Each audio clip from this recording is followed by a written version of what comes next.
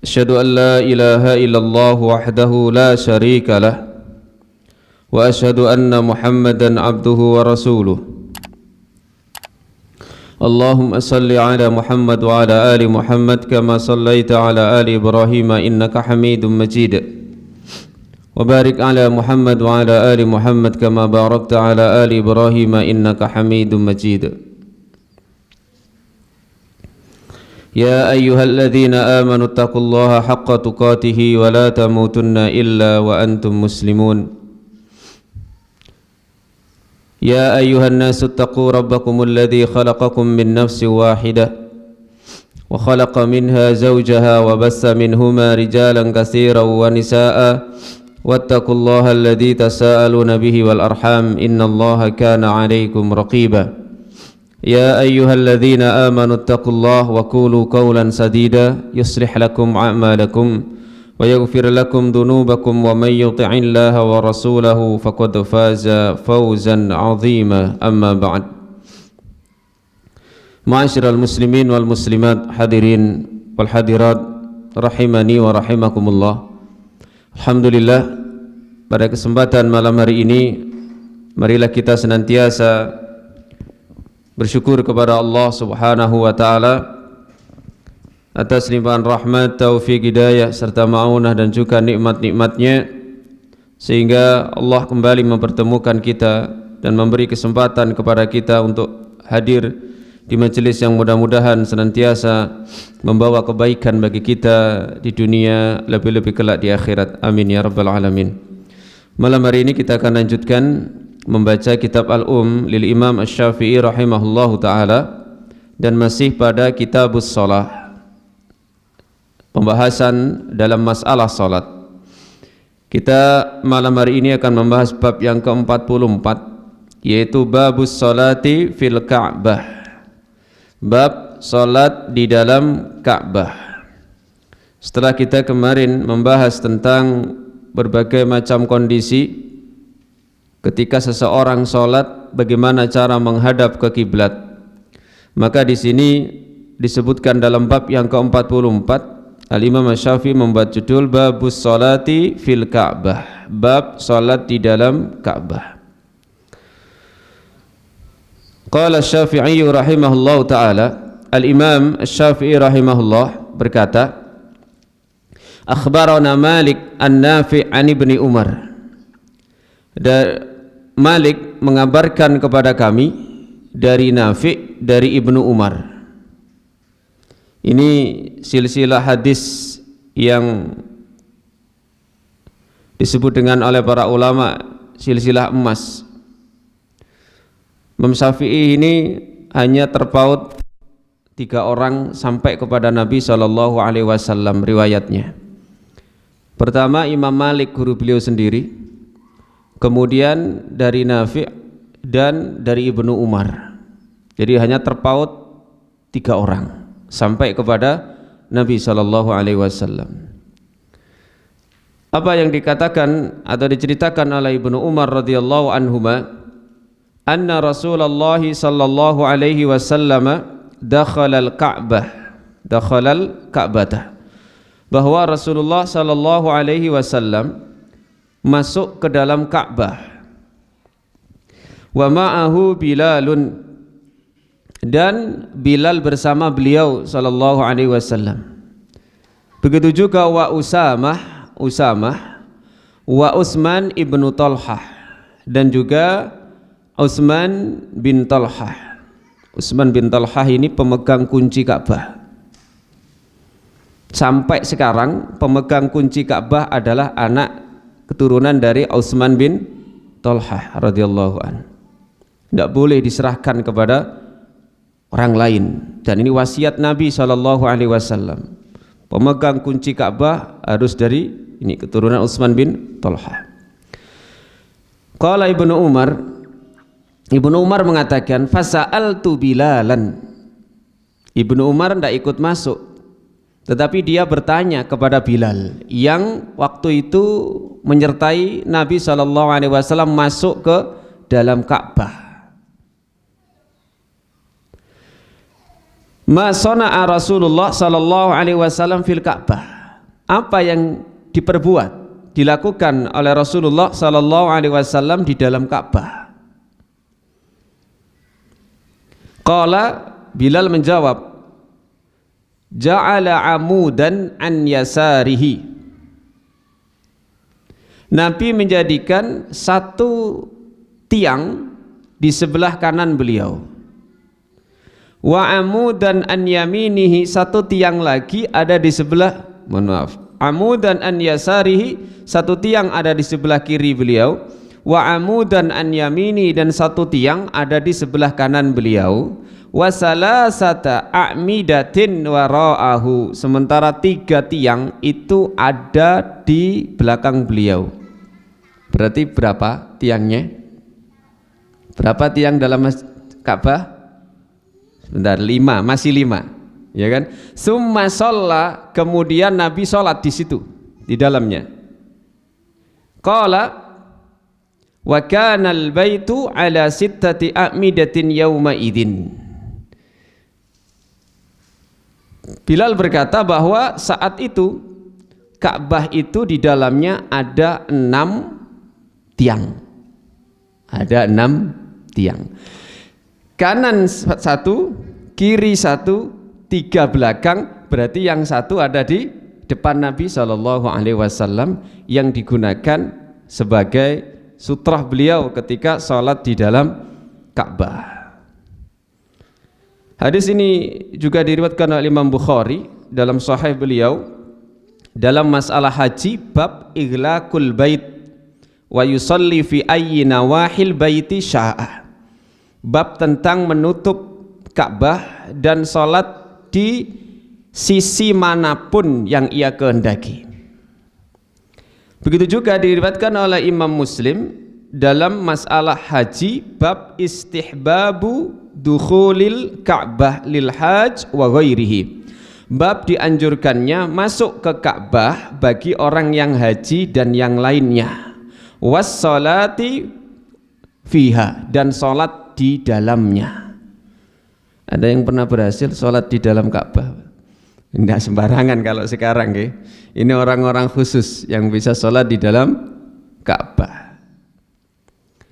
Kemudian juga diriwayatkan oleh Imam Abu Dawud dalam sunan beliau juga dalam masalah haji, bab as-shalah fil Ka'bah, bab sholat di dalam Ka'bah. Juga oleh Imam Nasai dalam sunan beliau fil qiblah, tentang masalah kiblat, bab miqdarud dunuwi binas sutrah, jarak mendekatnya seseorang ke dalam di depan sutrah. Makanya dalam riwayat itu juga disebutkan jaraknya kira-kira antara tiang yang dijadikan Nabi sutrah di depan beliau dengan Nabi itu berapa, Bilal? Beliau menjawab, Bilal, salah satu adru'in, kira-kira 3 dhira'. Dhira' niku pucuke driji sing tengah ngantos sikut niku setunggal dhira'. Berarti nek 3 dhira' nggih kalek ngepingno nggih. Ini masing-masing dhira' kita ndak sama. Nggih. Ada yang tangannya panjang, bukan panjang tangan ya, tangannya panjang. Ini dhira'nya bisa lebih panjang. Makanya jarak ideal seseorang sholat menghadap ke sutrah itu ya paling tidak 3 dhira'. Itu kalau diukur ya kira-kira minimal itu 120 sampai 125. Maka karpet-karpet yang ada itu kalau bisa ya jangan 1 meter. Kenapa? Karena nanti konsekuensinya kalau yang tinggi sujudnya akan bungkruk gitu ya, kurang sempurna. Begitu juga diriwayatkan oleh Ibnu Majah tentang masalah manasik, bab masuk ke Ka'bah. Imam Malik juga meriwayatkan hadis ini dalam Al-Muwatta, begitu juga Imam Ahmad dalam Musnad beliau. Ini kalau kita kita simpulkan sekilas, memang semua para perawi hadis ini rata-rata memasukkan dalam masalah haji. Tetapi ini umum sebenarnya, haji, umroh atau tidak, kalau memang mampu sholat di dalam Ka'bah tidak masalah.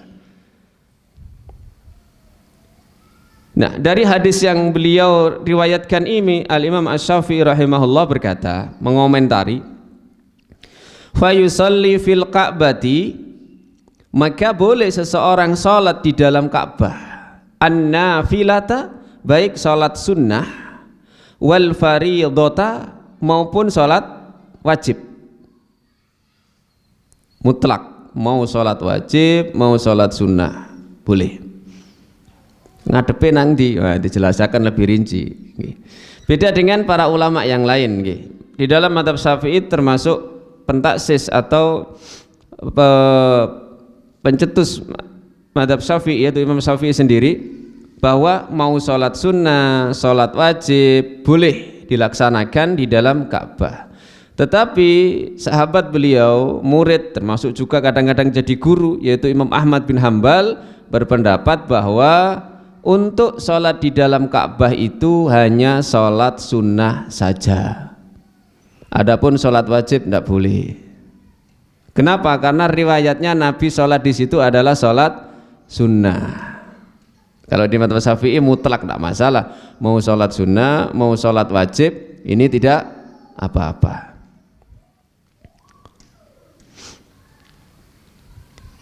Wa ayyal ka'bati istaqbala alladhi yusalli fi jawfiha fahuwa qiblatun. Maka Ka'bah bagian manapun yang dituju oleh orang yang sholat di dalam Ka'bah itu fahuwa qiblah, maka itu sama dengan kiblat. Artinya bebas. Ketika seseorang sholat di dalam Ka'bah mau menghadap kemanapun, ya, maka itu sama dengan menghadap kiblat. Mau menghadap ke utara, selatan, ya. Kama yakunul musalli kharijan minha, sebagaimana orang yang salat yang ada di luar Ka'bah. Idza istaqbala ba'daha, ketika atau apabila dia menghadap sebagiannya. Orang yang salat di luar Ka'bah ada di dalam Masjidil Haram, maka dia bebas menghadap kemanapun asal menuju bagian dari Ka'bah itu. Bu bagian pojokane tok, bu iso tengah-tengah, ngeten iki. Sing penting salate gak melenceng. Makanya salat di dalam Masjidil Haram yang tengah-tengahnya ada Ka'bah itu ya bentuknya melingkar. Wah, ini nggak bisa dipraktekkan. Orang-orang yang tidak ngerti, orang-orang awam, tiba sholat di Mekah kono sak karepe, ono sing ngadep ngalor, ono sing ngadep ngidul, ono sing ngadep ngulon, ono sing ngadep ngetan. Itu. Ya memang karena orang yang ada di dalam Masjidil Haram itu wajib menghadap ke Ainul Ka'bahnya, menghadap ke zat Ka'bahnya itu. Tidak boleh melenceng sedikit pun orang yang ada di Masjidil Haram. Bahkan ini kalau di mazhab Syafi'i dibawa keluar area Masjidil Haram, dimanapun wajib menghadap ke Ainul Ka'bah. Cuma ini kan berat, ini sudah pernah kita bahas. Jenengan ten mriki di Suko, mau nggak mau harus kalau sholat Ainul Ka'bah pas. Ya. Oh ini berat juga. Ya. Karena itu ada riwayat lain yang menyebutkan kalau seseorang ada di Masjidil Haram wajib mau ndak mau harus menghadap ke Ainul Ka'bahnya, kalau ndak sah. Sementara Masjidil Haram itu kiblat bagi orang yang ada di tanah haram, tidak harus ke Ainul Ka'bah. Orang yang ada di luar Masjidil Haram dalam batas tanah haram, ketika seseorang di tanah haram menghadap ke masjidnya tidak pas di Ka'bahnya, sudah sah. Sementara tanah haram ini menjadi kiblat bagi orang Islam yang ada di fi masyarikil ardi wa magharibiha, baik di belahan bumi barat maupun di belahan bumi timur. Apalagi ada hadis yang secara umum ini mudah, ma bainal masyriqi wal maghribi qiblatun. Wis pokoke antara kulon sampai etan iki ya diarani kiblat. Nek ten Indonesia antara lor kidul niku kiblat. Berarti sing penting ngadep ngulon. Nah, ngoten lho. Sing penting ngadep ngulon niku pun sah. Tidak harus ke Ainul Ka'bah, kan tadi memang berat. Makanya dulu pernah saya ceritakan di Malang, di Wajak itu ada namanya desa santren, pesantren. Ada masjid kuno. Ada masjid kuno, di situ mihrabnya ditulisi taklidan li Abi Hanifah. Abu Hanifah berpendapat pokoknya yang penting ngadep, cara Indonesia ngadep ngulon lah. Ditulis Pak, taklid kepada Abu Hanifah pas di mihrabnya imam itu. Makanya nggih, pokoknya ngadep ngulon lah. Tapi kalau memang bisa diusahakan rasdul kiblahnya itu menetapkan supaya tepat, apalagi sekarang ada metode-metode yang bisa digunakan, maka diusahakan itu. Ya tidak harus yang sudah jadi harus dirubah secara ekstrim, sebab sing ngadep kiblat iku ya gak salat tok. Sing ngadep kiblat niku sinten sing dian niku? Gak wong urip tok lho nggih sing ngadep kiblat niku. Wong mati kan ngadep, masa dibongkari kabeh wong mati dile iki pas tak gawe. Sebagaimana masjid. Baik.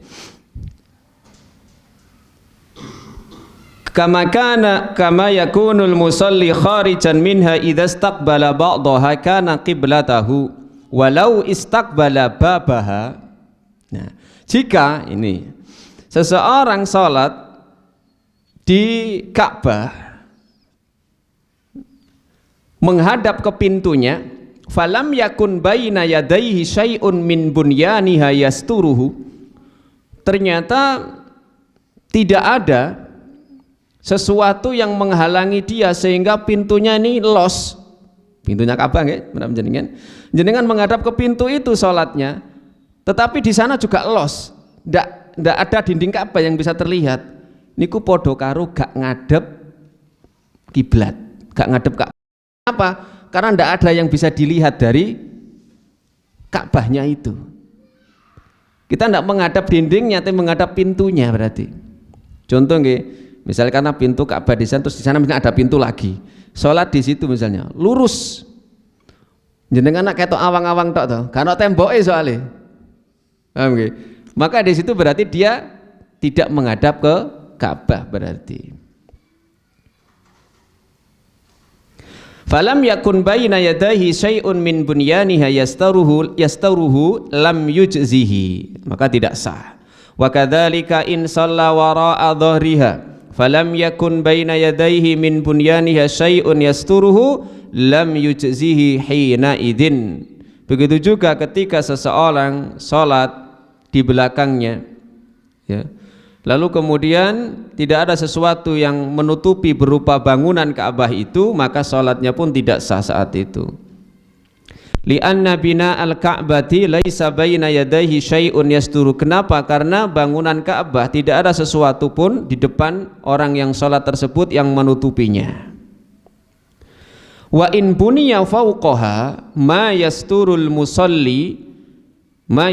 musalliya fa shalla fawqaha ajza'atu. Misal di atas bangunan Ka'bah itu dibangun juga, misalnya dibangun juga kotake niku diterus nak mendukur, maksudnya ngonten nggih.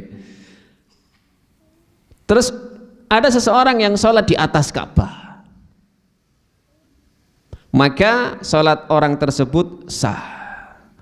Tapi nek sholat dhewe ijen di atas Ka'bah los, yo ngadep apa berarti? Kan ngadep awang-awang, enggak sah. Nggih. Salat kok ndukure cor-coran bangunan. Abang anggaplah bangunan itu Ka'bah nggih. Kan dia menghadap kemana? Ndak ada yang dihadap, menghadap ke awang-awang, ndak ada dinding Ka'bah. Tapi kalau sampai dinding Ka'bah itu ditinggikan, seseorang sholat walaupun tidak ditutup ya di atasnya, seseorang sholat di dalam itu, yang itu dinding atas Ka'bah, maka tetap sah. Beda kalau di awang-awang tanpa ada satir tadi, tanpa ada penghalang tadi, yang merupakan bangunan Ka'bah. Jadi kalau orang sholat di dalam Ka'bah menghadap kemanapun boleh, tapi kalau sholat di atas Ka'bah tidak boleh, tidak sah. Ya, ngadep apa katanya? Ngadep menisor. Wa idza jaza an yusalliya ar-rajulu fiha nafilatan jaza an yusalliya fardhatan. Kalau seseorang boleh salat sunnah di dalamnya, tentu boleh juga salat yang wajib. Wala maudhi'a atharu minha wala aula bil fadli. Kata beliau, tidak ada tempat yang lebih suci darinya dan tidak ada tempat yang lebih mulia darinya dari sisi keutamaan. Illa anna nuhibbu an yusalliya, hanya saja kata beliau, kami menyukai an yusalliya, kiranya seseorang salat fil jamaah, secara jamaah. Wal jama'atu kharijun minha, dan jamaah itu ya dilakukan di luar. Fa amma salatul faitah fas salatu fiha ahabbu ilayya minas salati kharijan minha. Adapun seseorang yang misalnya salat tertinggal dari salat wajib, maka salat di dalam Ka'bah itu lebih baik daripada salat di luar. Cuman ya itu tadi ya sulit ya kalau zaman sekarang. Ya. Wa kullu ma qaruba minha kana ahabba ilayya mimma ba'uda. Setiap apa yang dekat dengan Ka'bah itu lebih aku sukai daripada yang jauh.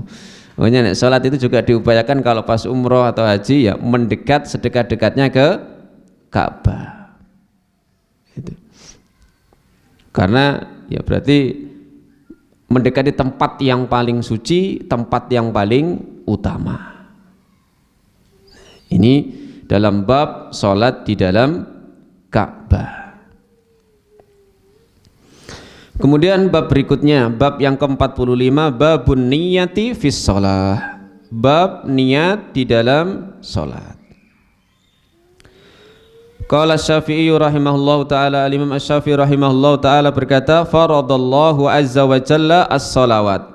Allah azza wa jalla telah mewajibkan salat-salat. Salat-salat yang wajib, yakni yang 5 waktu itu. Wa abana Rasulullah sallallahu alaihi wasallam adada kulli wahidatin minhunna. Dan Rasulullah sallallahu alaihi wasallam telah menerangkan jumlah setiap dari salat wajib tersebut, rakaatnya, wa waqtaha, dan waktunya. Tidak ada di dalam Al-Qur'an itu jumlah berapa rakaatnya zuhur. Nemu Pak jenengan? Tidak ada. Nabi ini yang diajari langsung oleh Jibril alaihissalam dan menjelaskannya, mempraktikkannya kepada sahabat yang sampai saat ini. Wa waqtaha, dan juga waktunya.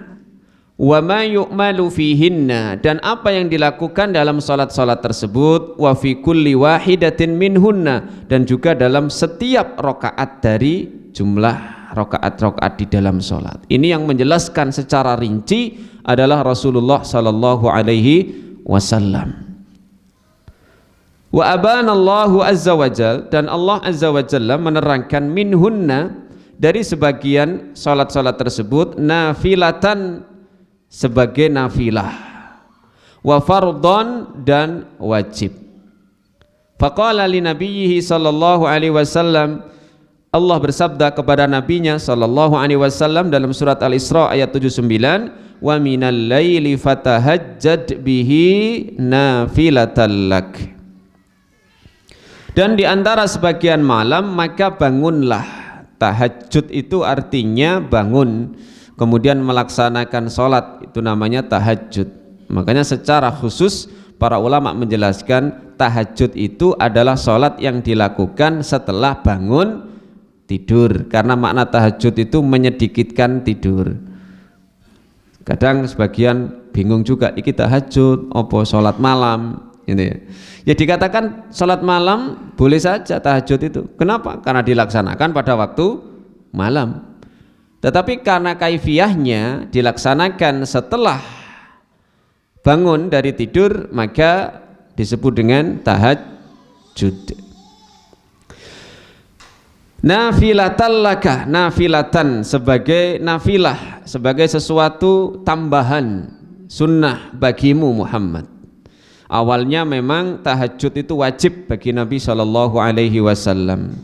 Makanya dalam surat Al-Muzammil itu kan disebutkan di situ bahwa inna rabbaka ya'lamu annaka taqumu adna min sulusal laili wa nisfahu wa sulusahu apa itu. Jadi para sahabat mengikuti Nabi SAW sholat tahajud saat itu, karena sholat tahajud di awalnya memang diwajibkan bagi Nabi SAW, kemudian menjadi sunnah. Summa abana dzalika Rasulullah SAW fakana bayyinan. Kemudian Rasulullah SAW menjelaskan hal tersebut dan menjadi jelas.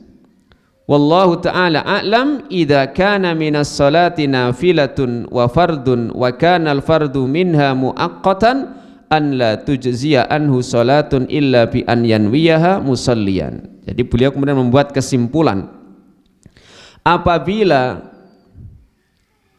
di antara salat tersebut ada yang sunnah dan ada yang wajib, maka dan yang wajib dari salat-salat tersebut telah ditentukan waktunya, maka tidaklah sah salat kecuali dengan niat sebagai orang yang salat.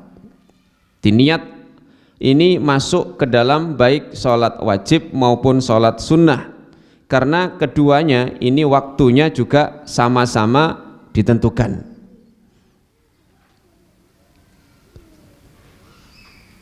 Wa kana 'alal musalli fi kulli salatin wajibatin.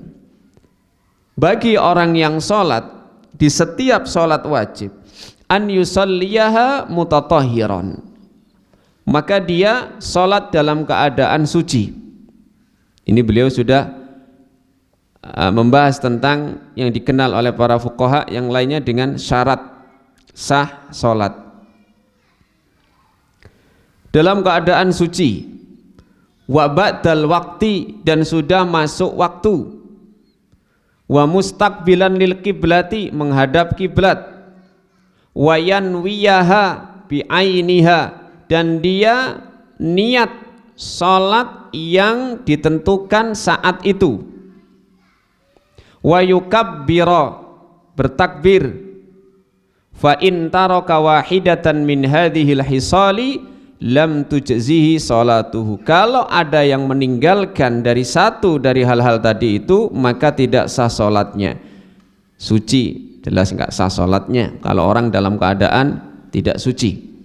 Yang kedua, masuk waktu, tidak sah salat sebelum masuk waktunya. Yang ketiga, menghadap kiblat. Yang keempat, niat salat yang dia lakukan saat itu harus ditentukan. Tidak boleh seseorang niat mutlak. Niat salat apa? Mbuh pokoknya aku salat iki. Padahal waktu itu waktunya salat zuhur, waktunya salat asar. Harus ditentukan bahwa dia niat salat zuhur, salat asar, dan seterusnya. Wan niyatu la taqumu maqamat takbir. Niat tidak bisa menggantikan posisi takbir. Wala tajzihin niyatu illa an takuna ma'at takbir. Dan tidaklah cukup niat itu kecuali bareng dengan takbir. La tataqaddamut takbira, tidak boleh mendahului takbir, wala takunu ba'dahu, dan juga tidak boleh setelah takbir. Tidak boleh sebelum takbir dan tidak boleh setelah takbir. Jadi pas dia mengucapkan takbiratul ihram, disitulah seseorang memasang niat salat tertentu. Jadi ketika mengucapkan al pada kata lafaz Allah, ini sudah niat. Makanya sebagian ulama itu memasukkan niat itu pada rukun sholat, karena memang bareng dengan takbiratul ihram yang merupakan permulaan sholat. Tetapi ada yang memasukkan dalam syarat sahnya. Kalau syarat sah berarti sebelum. Maka kalau beliau dan di mazhab Syafi'i itu harus bareng dengan takbiratul ihram, tidak boleh sebelumnya atau tidak boleh setelah takbir baru niat. dalam hatinya untuk sholat tertentu, tidak sah. Tetapi di mazhab Hambali boleh sebelum takbiratul ihram sebentar saja, istilahnya qubayla at-takbir, qubayla takbiratil ihram, sesaat sebelum itu baru boleh ya. Tapi kalau waktunya lama, misalnya berjalan dari rumah dia niat sholat duhur misalnya, ini tidak mencukupi. Kenapa? Karena bisa jadi ketika dia berangkat ternyata ada hal lain yang menjadikan dia tidak jadi sholat karena ada halangan yang syar'i atau apa ya. Jadi niat itu muqtarinan bil fi'li ya, bahasanya bareng dengan pekerjaan itu. Falau qama ila sholati biniyatin, sekiranya ada orang yang sholat dengan niat, summa azabat alaihin niyatu binisyan, kemudian niat itu hilang karena lupa, au ghairihi atau yang lainnya, summa kabbaro, kemudian dia sudah takbiratul ihram, wa shalla, dan sudah sholat, lam tujzihi hadhihi sholatu, maka tidak sah sholat ini.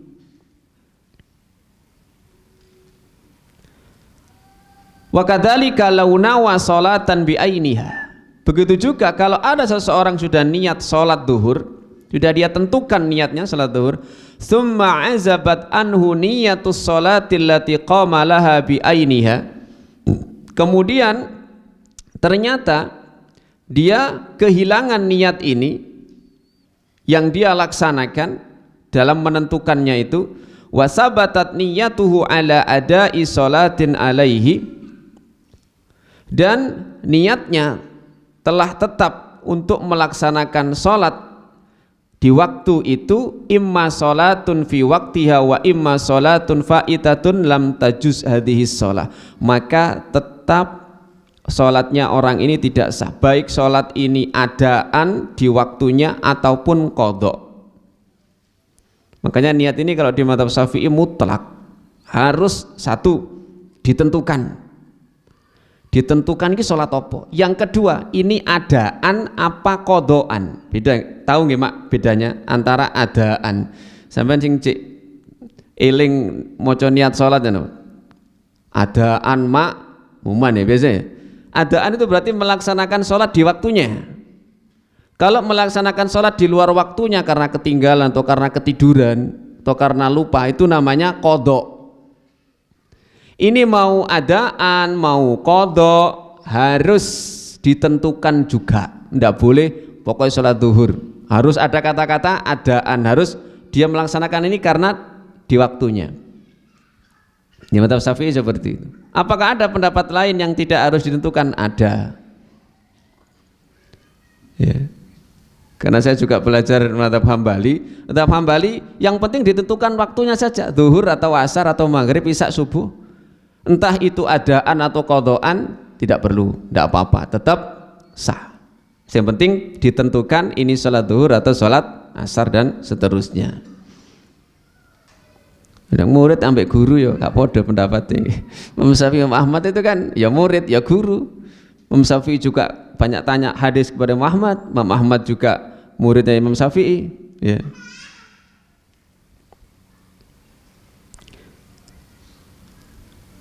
Li'annahu lam yanwiha bi'ainiha wa hiya la tujzihi hatta yanwiyaha bi'ainiha la yashukku fiha wa la yakhlitu bin niyyati siwaha. Wa kadzalika law fatathu salatun lam yadri ahya dhuhru awil asru. Begitu juga kalau seseorang ketinggalan satu sholat, dia tidak tahu sholat zuhur atau sholat asar, lalu dia bertakbir niat sholat yang ketinggalan itu, maka tidak boleh. Li'annahu lam yaksud bin qasda sholatin ba'ini. Kenapa? Karena dia tidak memiliki maksud dari sholat yang dia lakukan. Jangan wis penting sholat, gak harus sholat apa ya.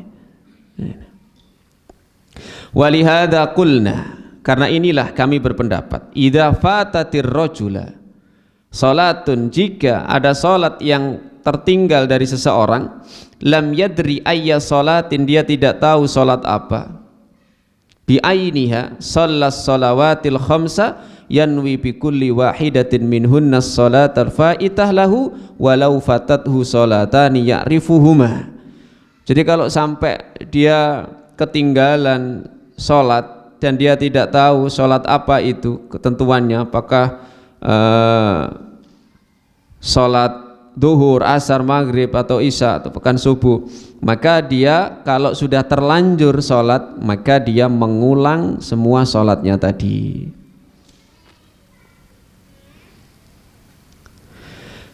Fadakhala fi ihdahuma biniyatin thumma syakka falam yadri ayyatuhuma nawa wa shalla lam yujzihi shalat. Termasuk ragu-ragu pun tidak sah. Ketika ragu-ragu pun tidak sah. Harus benar-benar yakin. Harus benar-benar yakin dan ditentukan di dalam hatinya bahwa dia salat tertentu. Walau dakhala fi salatin bi ainiha biniyatin. Kalau seseorang sudah sholat dan dia sudah niat sholat tertentu, di pertengahan sholat ternyata niatnya ini hilang, fasallas sholata ajza'atu, maka ini dihukumi sah. Kenapa? Karena dia masuk ke dalam sholat itu dengan takbiratul ihram tadi dalam keadaan sudah sudah memasang niat sholat secara khusus, sholat apa.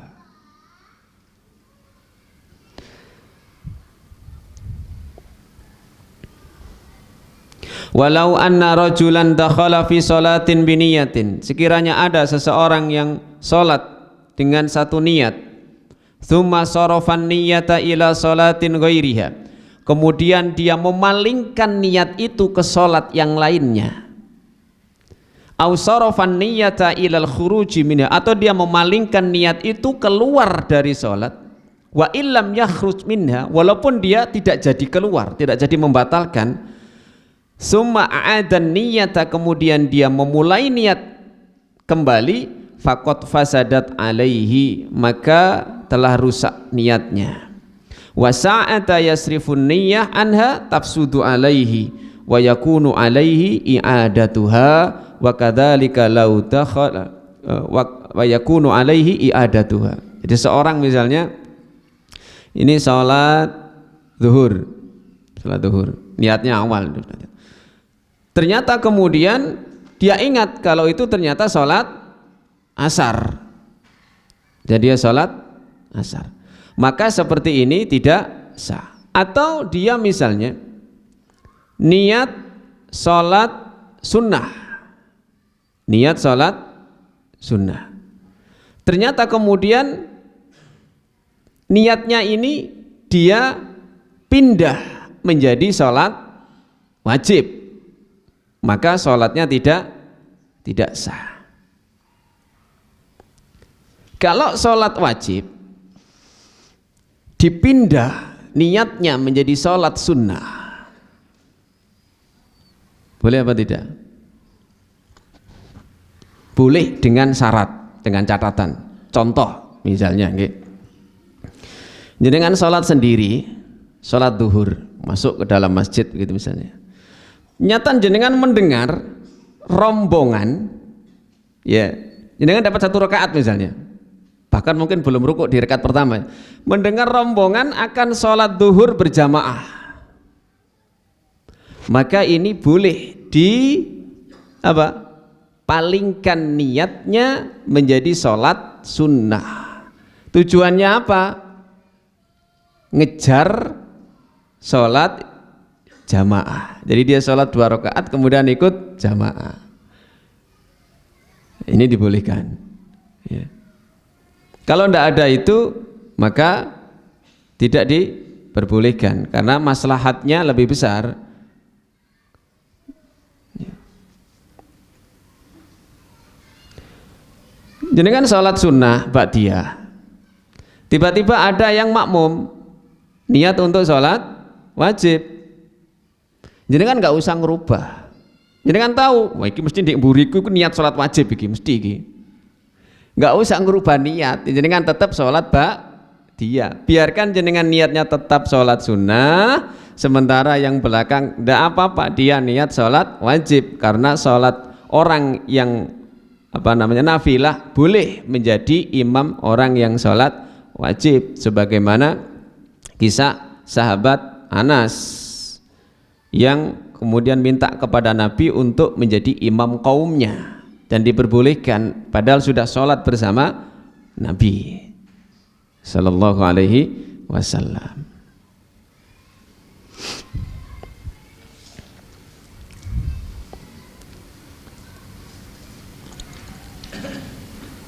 Wa kadzalika law dakhalaha bi niyatin, demikian juga jika seseorang masuk salat, melakukan salat dengan niat, summa haddasa nafsahu ayamalu fiha am yada'u, kemudian ternyata di dalam hatinya ini terbersit kita terusno tagak salat iki diterusno tagak gitu. Fasadat alaihi idza azala niyatahu, maka salatnya menjadi rusak apabila menghilangkan niatnya anil mudhiyi, dari meneruskan atas salat tersebut, bihalin walaysa kalladzi nawa summa azabat niyyatuhu wa lam yasirfa ila ghairihi, maka orang seperti ini salatnya tidak sah. Kenapa? Karena dia sudah menghilangkan niat awal dia ketika salat. Walaysa kalladzi nawa, beda dengan orang yang sudah niat masuk takbiratul ihram ya, summa azabat niyyatuhu, kemudian niatnya hilang tetapi dia tidak memalingkan kepada yang lainnya, dia tetap niat untuk meneruskan, tidak ada keraguan ini diterusno apa enggak. Beda dengan yang pertama tadi, diterusno apa enggak niat salatnya ini. Walau kana mustaiqinan annahu dakhalaha bi niyyatin summa syakka, kalau seseorang misalnya sudah yakin bahwa dia tadi masuk sholat dengan niat, summa syakka, kemudian ternyata di tengah-tengah sholat dia ragu, hal dakhalaha biniyatin amla, apakah dia tadi masuk dengan niat atau tidak, summa tadzakkara qabla an yuhdisa fiha amalan ajza'athu wal amalu fiha qira'ah, tetapi kemudian dia ingat sebelum dia melakukan sesuatu di dalam sholat itu, sesuatu itu adalah misalnya membaca Al-Fatihah atau ruku atau sujud ya. Walau kana syakkuhu hadha wa qad sajada fa rafa'a ra'sahu fasajada fiha kana hadha amalan, wa idza amila syai'an min amaliha wa huwa syakun fi niyyatihi a'ada sholata. Jadi kalau dia itu ingatnya setelah ruku, setelah sujud, baru kemudian kembali memasang niatnya, maka ini kata beliau tidak sah. Berbeda dengan ketika sebelum membaca Al-Fatihah, sebelum ruku. Jadi dia pertama sudah sholat dengan niat Allahu Akbar, kemudian dia ragu-ragu sebelum membaca Al-Fatihah, kimang wis niat adurung, maka seperti ini sah. Tapi kalau dia ingatnya setelah membaca Al-Fatihah sudah ruku, karena Fatihah bagian dari rukun sholat, maka berarti sholatnya dianggap tidak sah.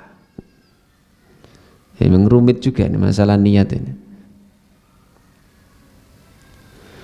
Walau dakhala as-salata bi niyyatin summa sarafa an-niyyata ila salatin ghairiha nafilatin aw fariidatin fatammat niyyatuhu ala as-salati allati sarafa ilaiha lam tujzi anhu as-salatu al-ula allati dakhala fiha yanwiha.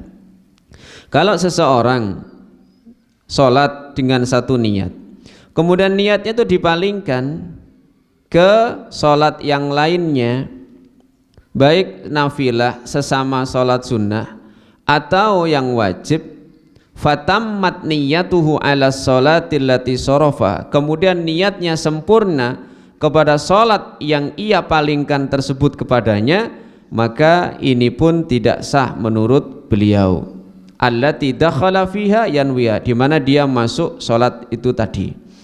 Tapi dengan beberapa syarat tadi, para ulama yang lain menjelaskan boleh seseorang yang sholat wajib kemudian sendiri, ada orang yang datang untuk sholat jamaah rombongan, kemudian dia ingin ikut sholat jamaah tersebut, boleh bagi dia untuk merubah niat fardunya menjadi sunnah 2 rakaat dan gabung dengan sholat berjamaah tadi.